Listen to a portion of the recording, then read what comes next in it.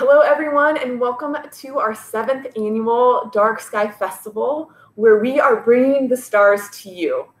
The purpose of the Dark Sky Festival is to provide an opportunity for people to create a lasting connection to the night sky. We've been striving for this here in Sequoia and Kings Canyon National Parks since 2014, and our guest today has been a part of that great work since the very beginning of the Dark Sky Festival 7 years ago. My name is Katie Whiteman. I am the Field Institute Director for the Sequoia Parks Conservancy, the nonprofit partner to Sequoia and Kings Canyon National Parks, and I've been part of the Dark Sky Festival for about 7 years now. And if any of you have been lucky enough to attend one of our festivals, you'll know that the Saturday night star party that is held near the Wixachi Lodge is the most popular event of the festival. And our speaker today, Darren Bly, and all of the wonderful volunteers from the Kern Astronomical Society are the ones who have made that event possible year after year. And we are so incredibly thankful for their hard work and dedication to the Dark Sky Festival, and also their true love for dark skies and for Sequoia and Kings Canyon National Parks. I would like to welcome Darren Bly from the Kern Astronomical Society. Darren has been an amateur astronomer for 49 years and a member of the Kern Astronomical Society for 42. He's been the president, the vice president, the star party coordinator, and the equipment chairman for the Kern Astronomical Society during all that time. And one of the things that he loves the most is to talk about and teach astronomy to people. So welcome, Darren. Hello, Katie. How you doing? Doing really good. So thank you again so much for joining us. And today we're going to be talking about astronomical societies. This year, the goal of the festival, again, is to bring the stars to you and to everyone that's watching. And one of the best ways we can do that is by introducing everyone to astronomical societies, so people can get involved in learning about astronomy and stargazing in their local communities. Now, Darren, can you tell us a little bit about what an astronomical society is, and also a little bit about Kern Astronomical Society? Well, an astronomical society is simply an astronomy club. We just like big fancy words. And all it is a group of people who like the same thing, just like any other club. The Kern Astronomical Society was originally formed in 1956. It has been around in one form or another since then. I joined in 1978, and it has been a big part of my life. I have lots of friends revolving around this club. Absolutely, yeah, 42 years. And you've held a lot of different positions within the club, and from a firsthand experience, I've seen just how close-knit the Kern Astronomical Society is just over the last 7 years. And I'm always so impressed by just the community that exists. And I guess my second question for you is, in your opinion, why are these astronomical societies so valuable to our communities? Well, if people are interested in looking at the night sky and you have a serious interest, learning on your own is very difficult. So astronomical societies have a wealth of knowledge that they're willing to share with you. So it's an easy way to get your foot in the door and to have teachers along the way. And we all need teachers along the way. Absolutely. Astronomy is such a huge subject, and it really does help to have someone to guide you through that and to answer those questions and to kind of welcome you into that spirit of learning with people in your community. Yes. Now, you've been a member of the Kern Astronomical Society for 42 years, which is an incredible amount of time.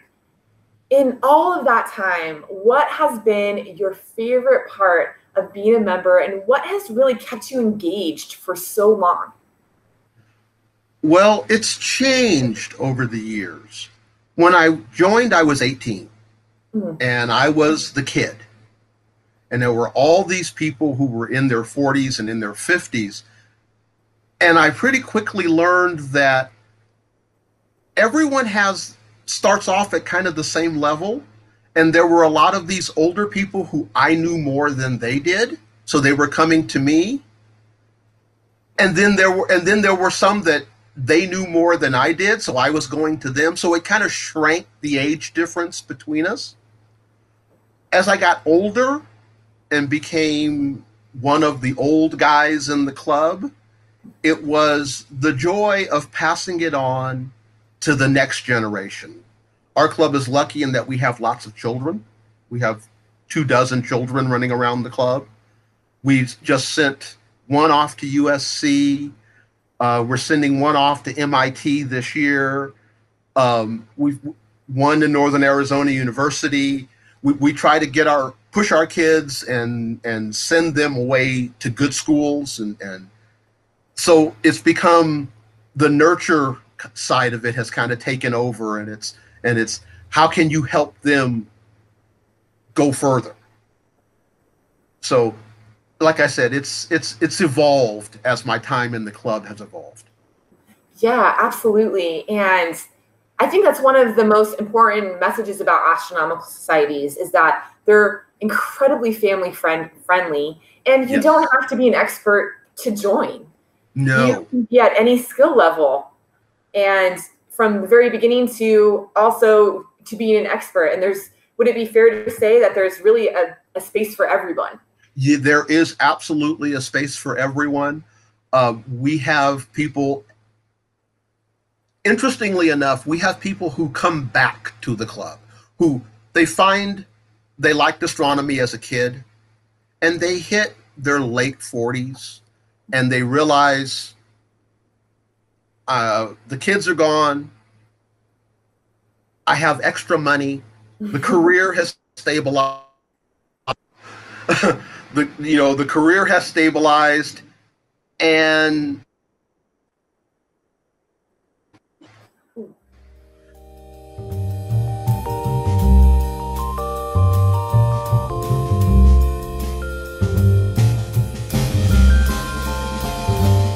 anyway, people come back, and you end up with people coming back, and they bring their families with them. In some cases, so we end up with a lot of children. And we love having kids around.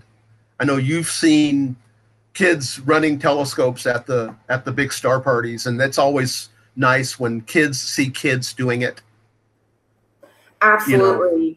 I think that's probably one of my favorite things about the star party in Sequoia and Kings Canyon at our Saturday night star party during the festival is that the kids are so engaged. There are some kids that know more than I do, and I'll go to ask them more questions. Yeah. And they know exactly how to operate a telescope. They know exactly what they're looking at. And I've seen so many kids just interact with one another and their imaginations, and you can just see them being transported off the planet and into the night sky. And it's probably one of my favorite things to witness.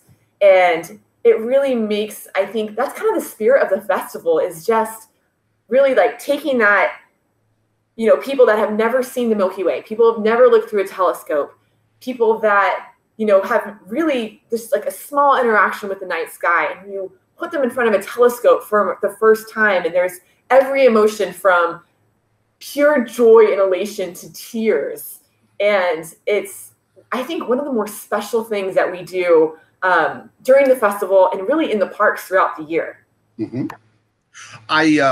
The first year we did the festival, I had something happen to me that's always stuck with me. The great thing about the national parks are that people around the world come to the national parks. So when you go to the Saturday night star party, you can hear 6 or 8 different languages that aren't English and Spanish. And the first year I had this woman look through my telescope, and we were looking at a particularly pretty star cluster. And she just burst into tears. And she was Japanese, and she says something, and I didn't understand her. And I'm like, oh my God, are you okay? And her husband went, she's just a little overwhelmed. It's so beautiful. And I went, oh. That's so special. Yeah, those are high points. Yeah, it's amazing how the night sky just brings so many people together. And like I've told you before, I've had family experiences where, Yes. you know, it's just such a special for someone to look through a telescope for the first time. And it really does sometimes just produce those tears of joy, and it's overwhelming. It can be. On that note, so we've talked about astronomical societies, we've talked about how great they are, and just your work with the star parties. If you had a piece of advice to give someone who is looking to learn more about the night sky, what would you tell them? I would tell them to try to find an astronomical society, an astronomy club. There are over 600 in America. Wow. If you're in California, you're in Astronomy Club Central. California has over 75 of the over 600. So if you live in a big city, you have your choice of astronomy clubs. There are well over a dozen in Los Angeles.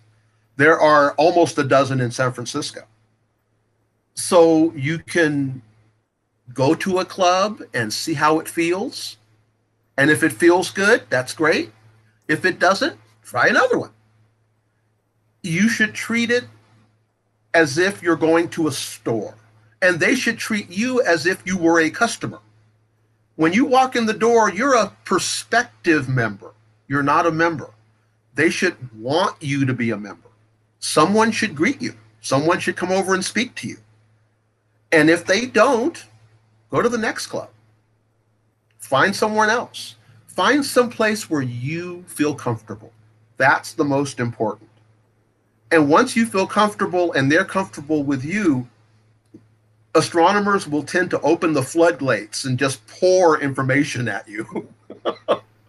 And I've personally experienced that whenever I've had a chance to go and hang out with you guys at your Kern Astronomical Society meetings. And I'm immediately greeted. I feel right at home. And I leave there just with so much more knowledge than I thought I was going to leave with, and just more invigorated to carry the mission of the Dark Sky Festival forward and welcome people into that really just that welcoming community of what we call astro nerds that just love spending the time underneath the stars, that will stay up till midnight, till 2, till 3, till 4 or 5 a.m. just to glimpse some of these amazing objects in our night sky. So Darren, what great advice. Thank you so much for joining us today and sharing your passion and also your experiences.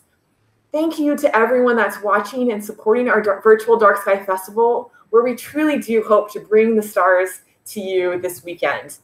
To learn more about astronomical societies and the work of the Sequoia Parks Conservancy in Sequoia and Kings Canyon National Parks, and also for a schedule of events for our virtual Dark Sky Festival, please visit our website at www.sequoiaparks.org/Dark Sky Festival.